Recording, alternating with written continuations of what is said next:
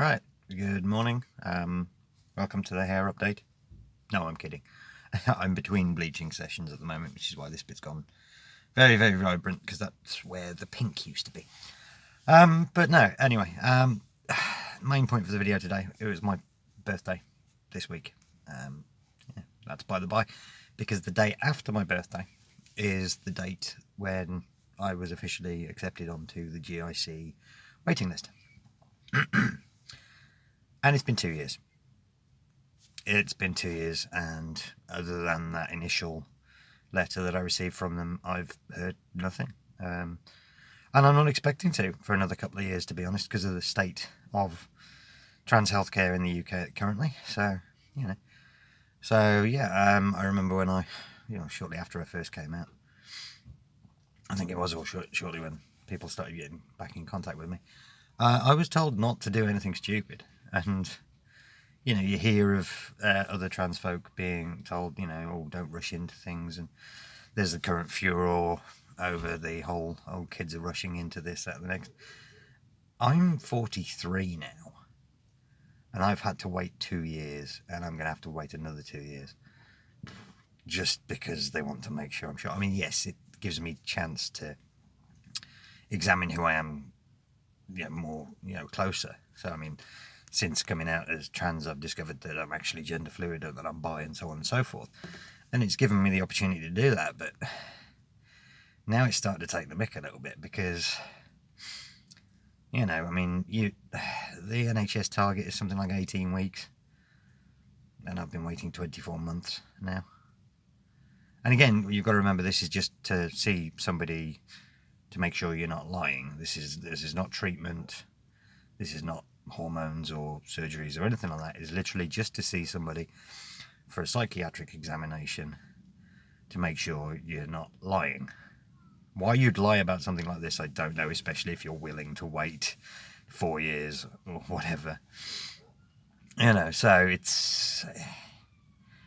My main worry at the moment is that the state of trans healthcare in the UK at the moment is that in 2 years' time, if I'm lucky and I get seen finally, that system won't exist anymore.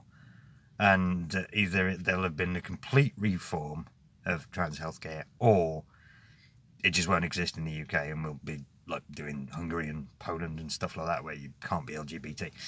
So that's my concern at the moment. But other than that, I'm very happy with the fact that they're making me wait. Well, I mean, it's one of those where I'm glad that I'm waiting, because it's given me a chance to explore myself a little better. Like I say, I'm coming out as bi and gender fluid and stuff. But then at the same time, it's like, nothing's going on. I don't suffer with gender dysphoria that much. There are people out there who do have it a lot worse. But to be forced to wait,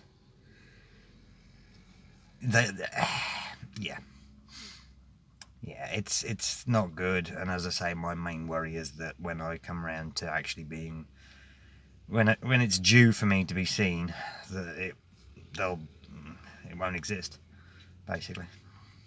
Either that, or they'll turn around and go, well, you weren't doing anything for the last 4 years, so we ain't worrying. So, yeah, it's deliberate. It's by design. There's court cases galore trying to argue the toss for it and stuff. My asthma's being a bitch.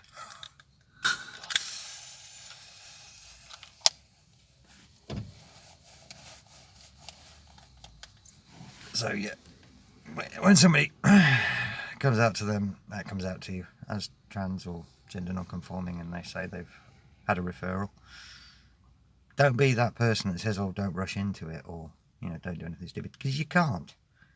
You're not allowed to. The system is designed to not let you. So shut the hell up, Oh, don't rush into things. We can't, because we're waiting. As I say, I'm 2 years in on a wait list, and I made the mistake of waiting a year to see if it was right for me before I went to my GP. And I'll say this to anybody: if you've got any doubts, go to your GP immediately. Don't do what I did, because that's an extra 1 year on potentially a 5-year, 6-year. I mean, like I say, I think it's the one, Exeter, I think it is, the Laurels. I think somebody did some maths and worked out that if you get referred today, you won't be seen for 26 years. I'm not sure how accurate that is, but that seems to be the case, whereas the wait lists are getting longer and the funding is... Well, again, funding went up slightly, but it didn't change how the service ran. So... But anyway, yeah, that's my today's rant, is that basically, don't worry, I'm not rushing into anything because the NHS won't fucking let me. Apologies for swearing. And I can't afford to go private. I mean, why do you think I work at in the supermarket? Yeah. So, yeah. Oh, and that's the other thing. I mean, if you do try and go private, you know, they're trying to shut those down. So that's fun. Unless you happen to be working for the NHS well, it's one of them. Yeah, but anyway, there's another court case at the moment where one of the main lifelines for trans people in the UK, they are arguing whether the doctor who works there is fit to work there. And that's a bit fascinating. Read into it if you want to.